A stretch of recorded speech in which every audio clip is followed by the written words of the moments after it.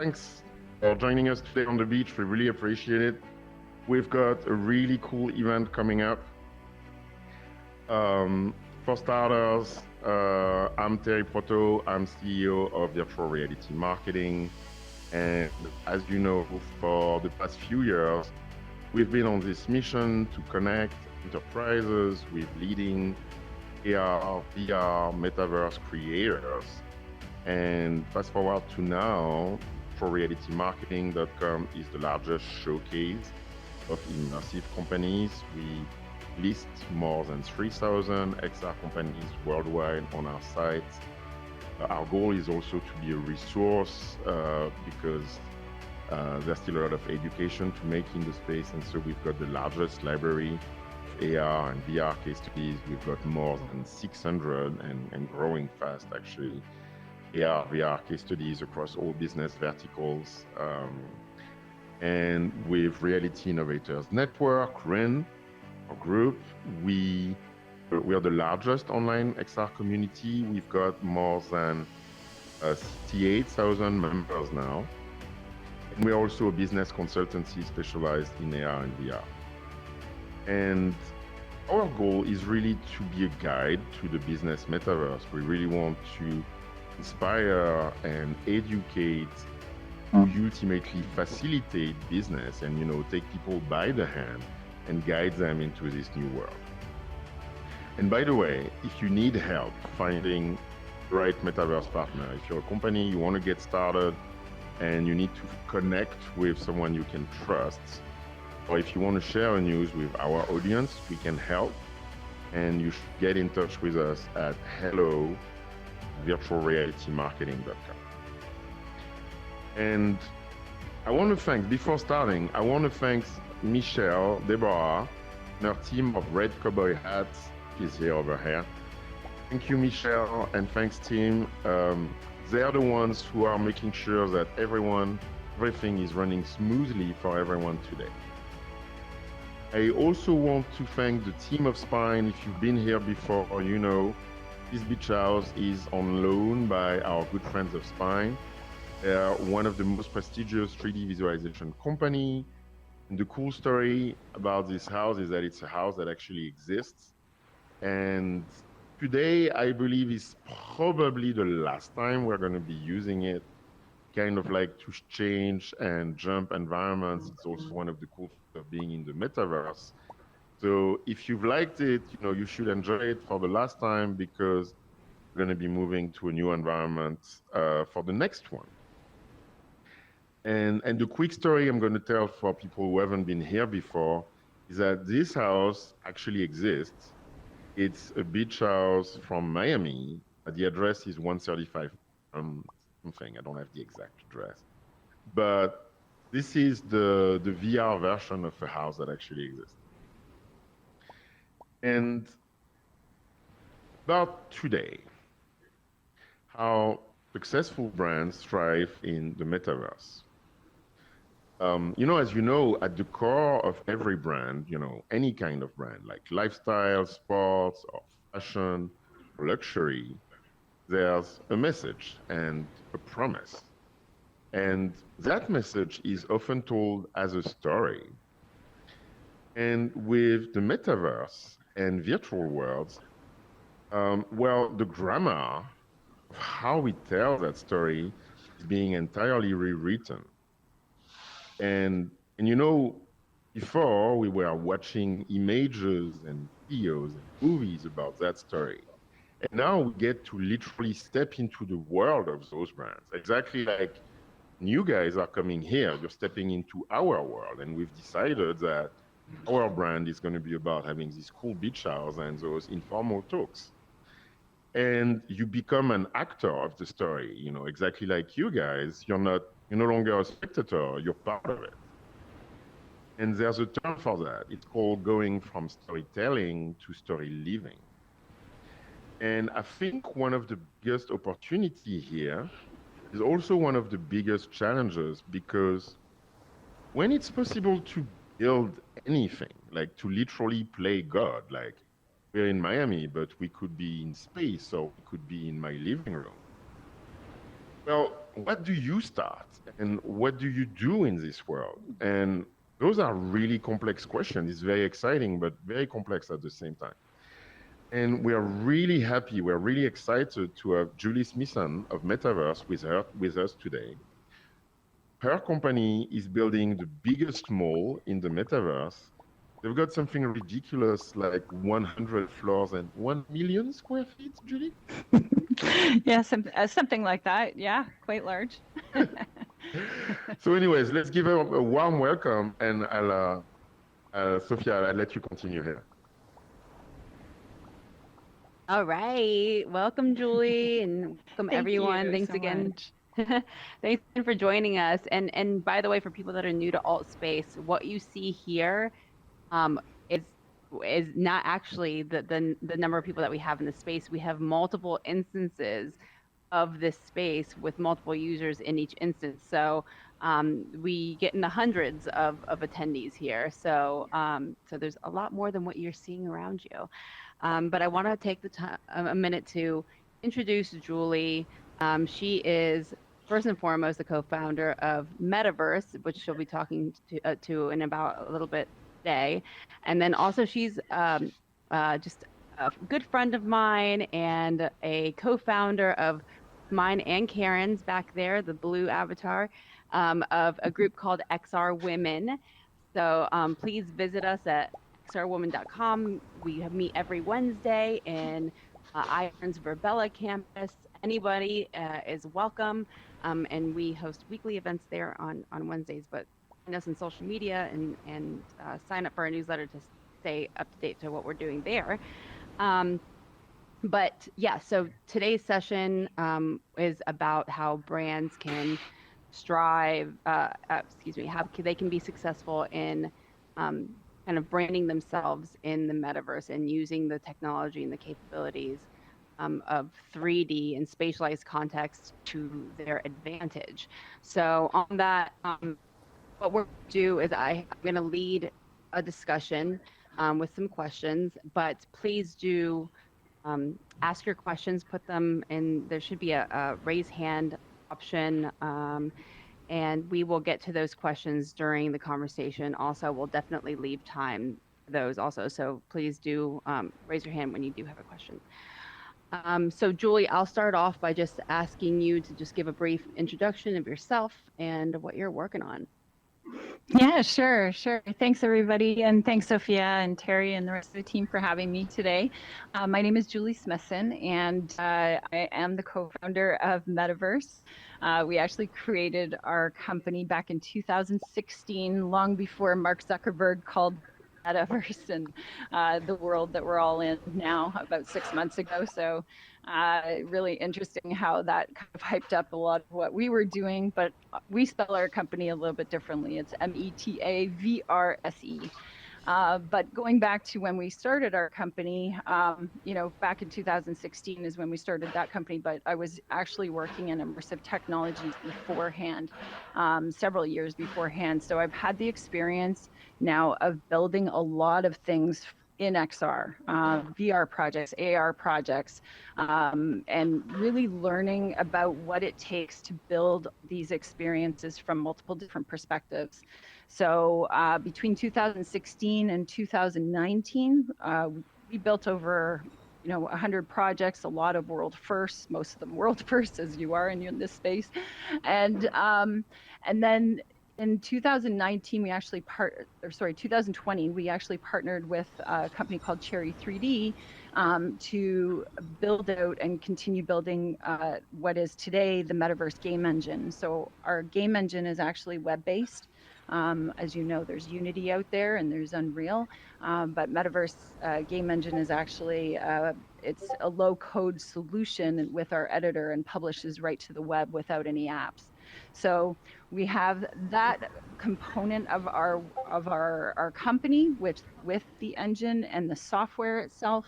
Obviously, we have a studio as well, building out a lot of these projects over the past couple of years. And right now, I'm actually working on training exercises, transferring and digital transformation for training for medical machines, and that's a process in its own. I can go on and on, but obviously we have the mall as well as one of our other projects that's going to be built on the engine and deployed to the web. My team and I'm very fortunate to have the most amazing team around that allows this creation to happen and the innovation to take. So really to be, well, thank you, Sophia. Awesome. Thanks, Julie. So I know you guys do a lot in a lot of different industry verticals, but obviously we're here to talk about how to represent your brand in immersive spaces and be successful at doing that. So first, can you go into what the difference is and how brands should approach representing themselves in the metaverse versus more traditional means? Yeah, absolutely. So obviously right now, because we are building out the mall, we're talking to an immense amount of brands and retailers, companies looking to, how do you represent yourself in the metaverse, the big metaverse? And that's really challenging because, before you used to put up a TV commercial, and that's how you got your brand out there. You would play it so many times. You would put your brand in news articles or magazines and things like that. And now it's like, where do you put your brand and how do you represent your brand? I won't go down too deep of the conversation of,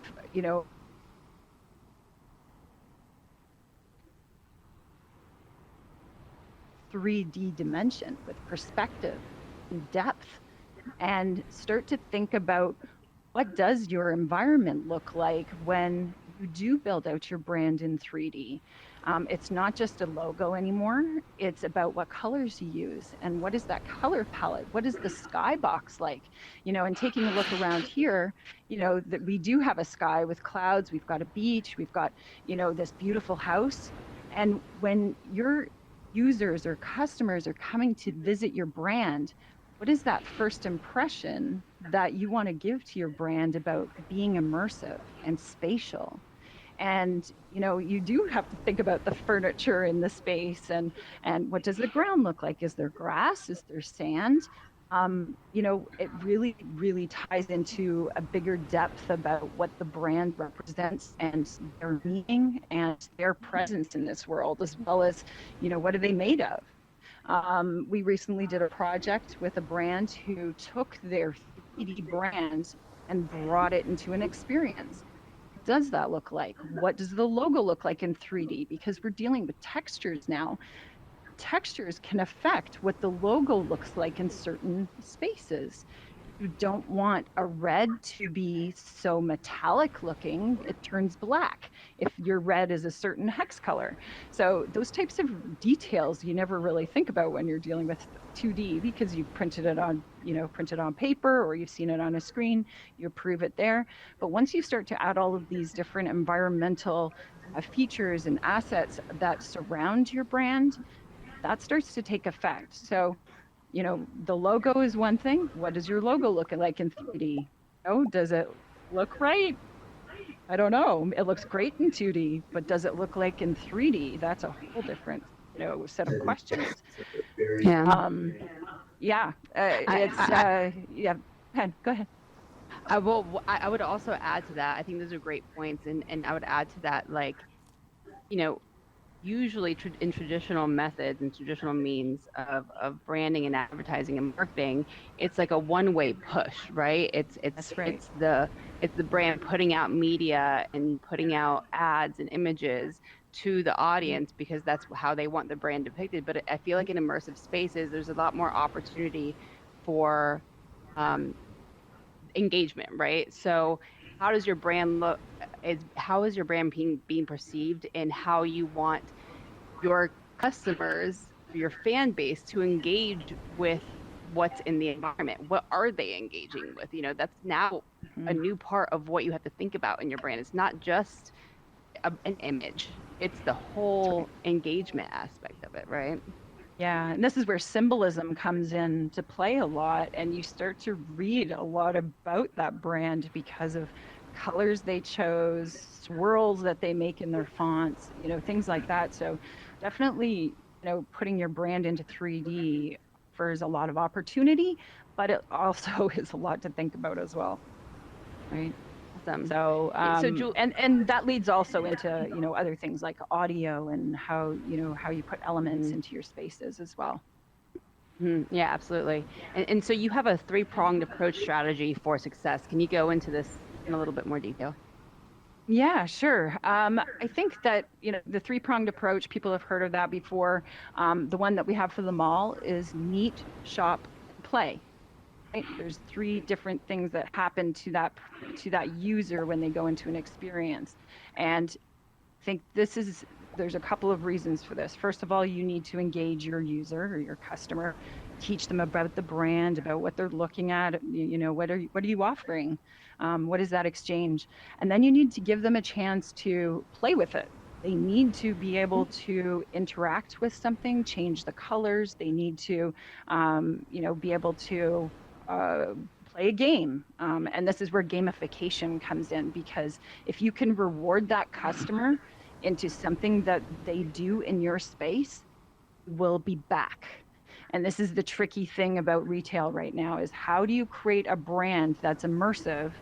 You will have somebody coming back. And it's the same thing as being in a store, but there's a lot more elements to think about and consider if you're going to have them in a space where you want them to be engaged.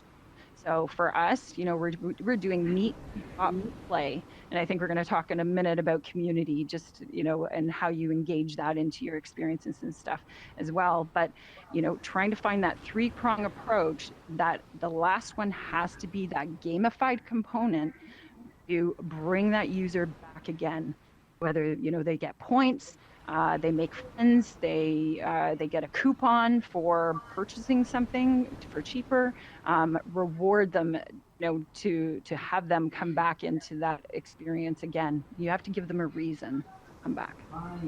Absolutely. And so that does bring me to my next question about community. So a brand invests in representing themselves in the metaverse. So what are your recommendations on then creating community around these virtual environments and virtual communities? Yeah, for sure. I think this is where, you know, look at us all here today, and we have, you know, portals on portals of other people that are watching. And right now we all have something in common because we all want to learn about something. And this is what happens when a brand creates a solid brand, is that you have people that come together that are interested, and they all have something in common. So creating that social venture on what can people do together with your brand, or talk about your brand.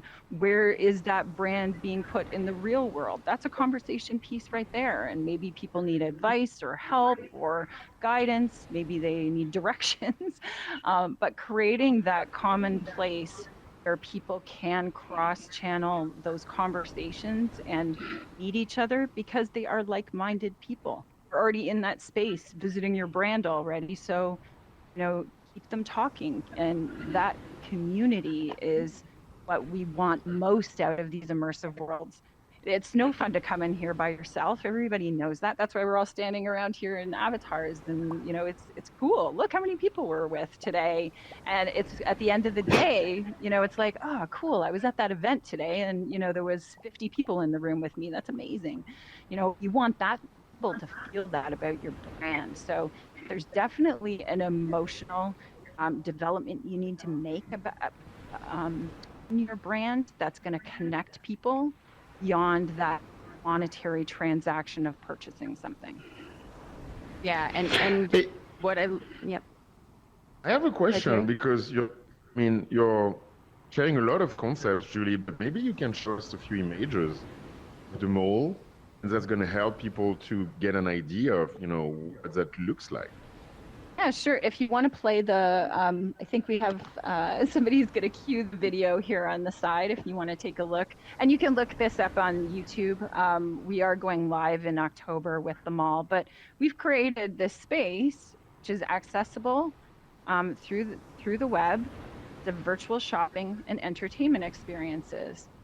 It's expected to be over at least 100 floors I've got on my development project. So people will be able to access this through any device. It's mobile, web-based, and you're going to be able to interact with the products. There will be both fiat and cryptocurrency exchanges through here. We're going to be featuring artists and that sort of thing. And pretty soon we'll have a demo. You're going to be able to go and check out the lobby itself. All of these products that you see here were built on our engine, deployed on the web. You can check out some of the experiences yourself from our website, metavrse.com. Yes, we're going to have an avatar system. If you look at my profile, awesome. You'll see a post. You'll see a post we did earlier, or 24 hours, and our avatar system. I'm super excited about it. First of all, we have legs. We have legs on our avatars, which is a huge thing, right? Because we don't have them here. That's the new thing this week, the legs of the avatars. Like, Ready Player Me is with spatial as well. It's the cool, hot thing to have. I'm sorry, guys, we don't have legs here. It's a very hard thing to have, and it took a lot for us to build it. I'm proud to say that our avatar system is going to be top notch. I'd love to say more, but I'm super excited. We're still finishing the build and in production, but for this year. Yeah, it's beautiful. Yeah, we're and we're about to get into questions, guys. So please just, I heard that maybe the hand raise maybe wasn't working. Maybe it is. Just message me if not, or message somebody on Terry or me or somebody in the red hat. Hand button. Michelle, you're saying it is. It is not. It is not. It is not. It is not. Okay, I see one. Just use your hand. Oh, there it goes. Take it back. Guess what? I just got it working. There we go. Hey, now it is. Okay, great. Fantastic. Thank you, Michelle. Before we get to the next question, I just wanted to make a comment. What I really love about what you guys are doing with the mall is that you are doing the hard legwork for brands that are looking to enter the metaverse in the space, right? Mm-hmm. And so they don't have to think about how they're going to be represented, like what do they need to do to get their foot in the door. You have a space that's already built that people can and brands can just kind of plug into, and and you're already kind of driving traffic through these other initiatives and these other projects and other companies that are also investing in this platform and being represented there. So I think it's a great entryway at the very least for companies and brands to get seen in the metaverse and have footprint in a metaverse type of platform, right? That's right. And it's lots of different companies too. It's not just clothing brands. It's airliners that want to put their jets on a floor because they can. I love that. Right? It doesn't have to be traditional. What is in the mall down the road from you. So. Yeah, absolutely. So we have a few. Questions. Yeah, so the first person is L. You have L. I think it's L. Meta Eyes? You step forward maybe so we can identify you. Yeah. Hey. You guys hear me? We can see you, hear you, everything. Awesome. I just had a question on with this new kind of metaverse and virtual environment, coming into things, and definitely throughout the world here. What's the time frame we're looking at?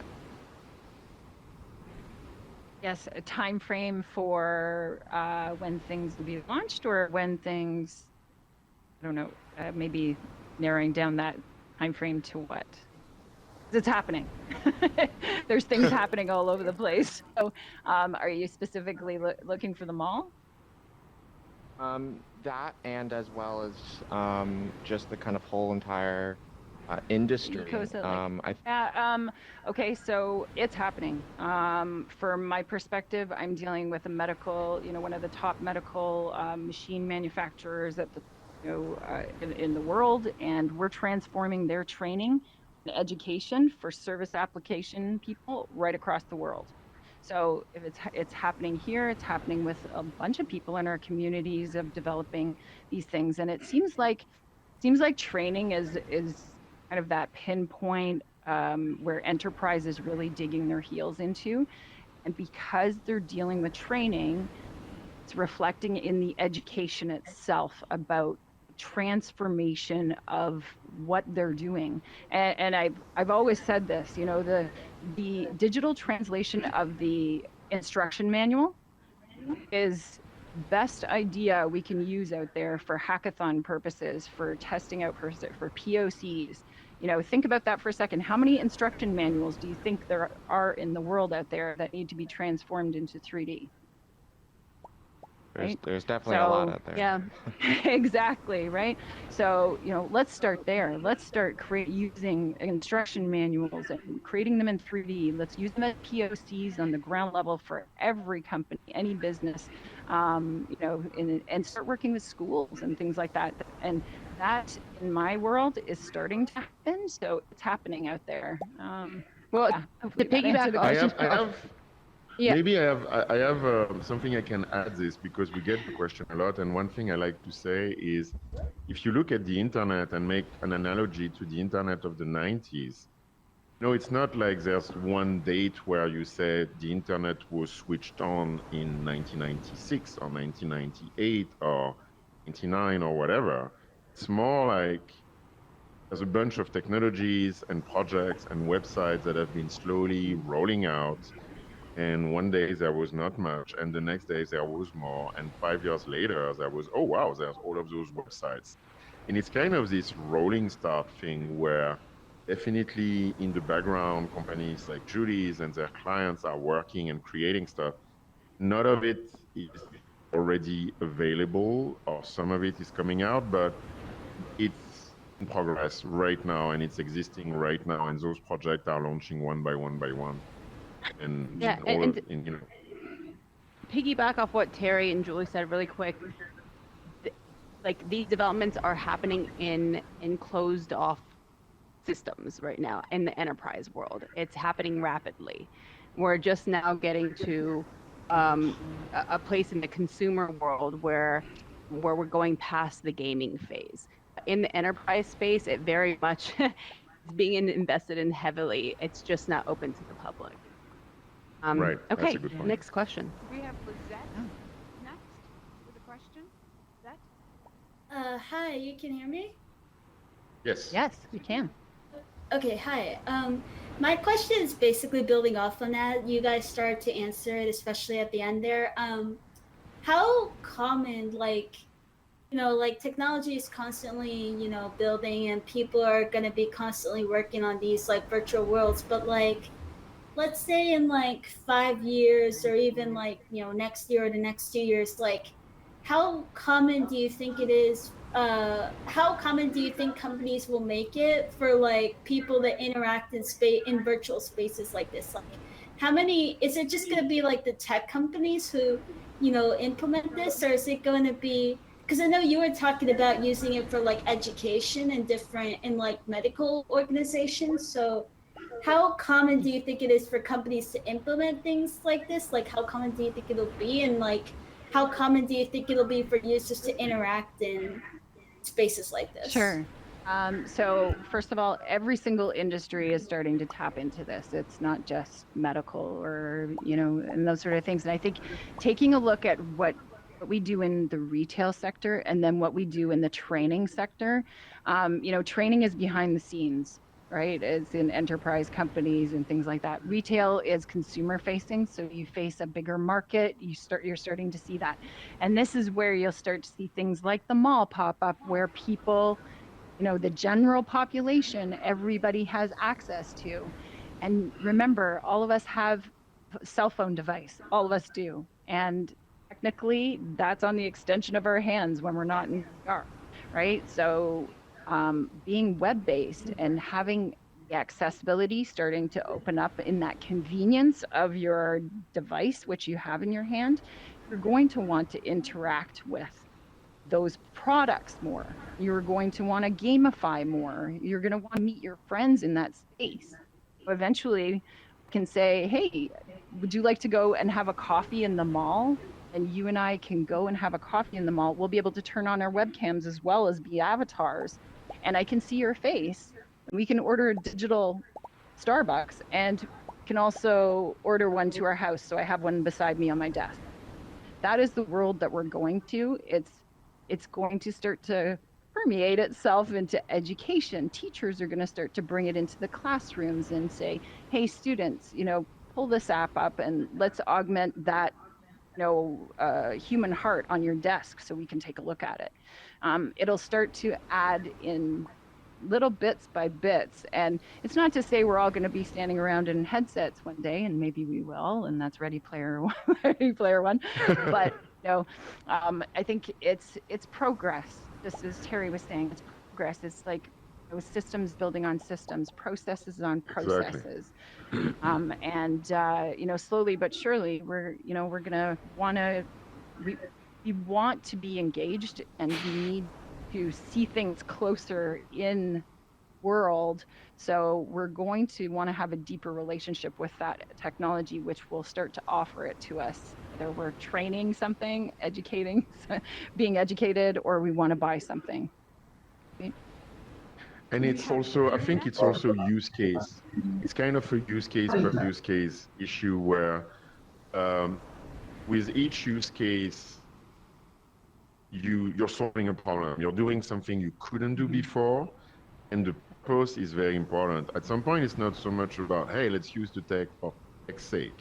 It's more about, let's do these new things that we couldn't do before with this advanced technology. And that's when you win, and that's when people, and that's why you kind of see it pop up here and there, because, hey, for instance, for retail, now we can do all those things, and we can invite our customers inside of the brand world, which we couldn't do before. That's a new use case. That's exciting to people. We couldn't do that before. Let's do it now. That's right. We have Gina next. Hey. And hey, Virtue Bear. Hey. I don't know if you knew, I can hear a little bit of an echo through your microphone. I don't know if you've been muting like in between chats. Apologize. There we go. Yeah, I mean, No we worries, could no mute, and thanks for warning us. I'll go on mute. Yeah, no, it's totally fine. I understand. Julie, I'm really excited about the mall that you guys have just released, and I was thinking about it, and when I think about what a mall is, it is a retail space, and so it seems like the mall is uniquely or individually capturing specifically retail. But then I think about other spaces like, what, I don't know, maybe what Roblox is, or what Decentraland is, where Decentraland's like, oh, we do everything. You can come here for everything. Do you think that companies are going to start, specifying and sort of nailing down what they do? Or do you think that there are some worlds that are going to be a lot broader, like Decentraland? Because it feels like the mall is just so geared towards retail, and maybe that is the secret of its success. Yeah, well, I think first of all, when you think back to when we were all in lockdown, for whatever period you spent in lockdown, the mall was closed. My kids even said, Mom, I want to go to the mall, right? And I think that the lockdown also taught us how much the mall means stuff to us, because not just for the shopping experience, but for the meet your friends at the mall or meet somebody at the mall, and also being exposed to, new products and items, clothing, et cetera, et cetera.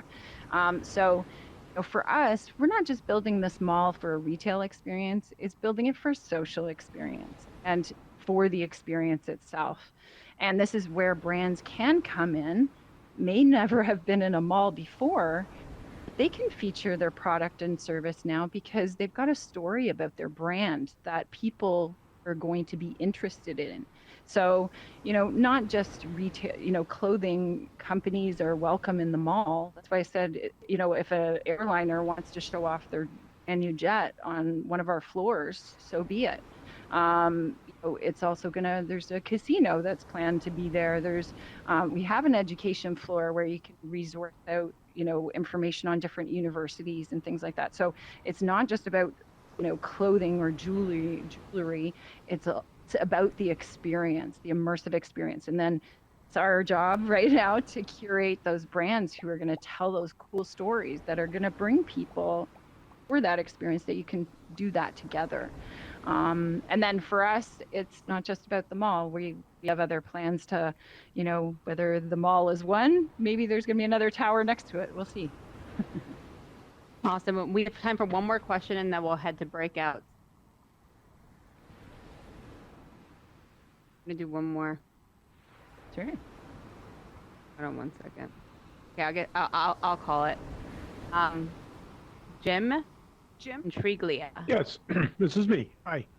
Hi, Julie. Hi, Jim. Hi. Could you expand? You touched upon some of the benefits that mall version in VR will have over traditional real world malls. Paying in cryptocurrency, like having this enormous amount of space where visitors can see tremendous amount, probably more than they could ever take in a couple of months. You expand upon some of the unique things that mall in VR will offer that won't be typically available. Yeah, for sure. So I'll add a tidbit of advice in here. Well, if you are considering being anywhere in the immersive space, you need to have assets. Okay, you need to have your products made into assets that will sit into this world. Just like we're all here, the campfires over there, that's an asset. Importing your products into an immersive space where I can pinch and zoom and get closer to that product and see what does it really look like. That's obviously something that we're going to offer, but in any retail space, that's what you can do. You can inspect the products, spin them, turn them, zoom in up close. The term pinch and zoom, it's funny because we had a conversation the other day is, what makes people pinch and zoom into a scene, whether it's you're in VR or you're just on your mobile desktop, but being able to go deeper into that product and look at it up close, that's one of the major benefits. The other thing you can do is also set off a portal from that product, take the user into a space where they would use that product. We use the sample of, imagine you're in a store that sells tents, and you go over and you click to that tent and you want to see what that looks like in a forest. Well, guess what? We can portal you to that forest with the tent right in front of you so you can see how much space you're going to have. Why don't we also add those extra sleeping bags that you want to see in there too? So, it's about giving that ultimate perspective of depth and dimension that we never had before, that brings us closer to that purchasing decision. And do I have to go into the mall down the road to go and buy it? Maybe not. Probably, because I want to kind of feel and touch it and, make sure that it's the right material and all of that stuff. But I've already visualized it. So I've taken that purchasing decision to like 75, 85, 90% before I actually walk in the store and just purchase it right away, because I can already visualize it. I know what that tent's going to look like and how many sleeping bags into it. Try before you buy. Yep, right? Try before you buy and place in your space, right? Those are the two key pieces of augmented reality that allow you to do that, or, well, not just augmented reality. Place in your space is augmented reality more, but just trying before you buy it, and that is huge, in cost savings and, first of all, revenue sales, cost savings and returns, right? It's a huge cost factor that you can save on that. All right. Well, thank you, Julie. Thank you, Sophia. You're welcome. Thanks, everyone.